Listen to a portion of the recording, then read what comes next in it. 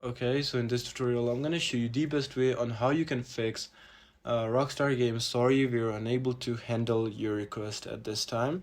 So it's very easy. First of all, what you need to do is just make sure that your PC isn't connected to any VPN or any type of proxy. Just make sure it's not enabled and you're on your Wi-Fi.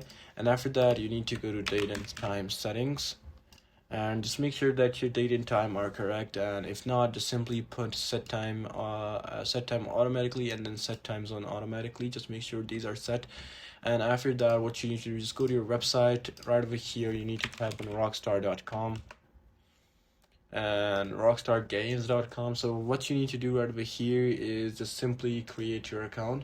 Once you've created your account, after that you just need to relink and unlink your account and you're good to go after that.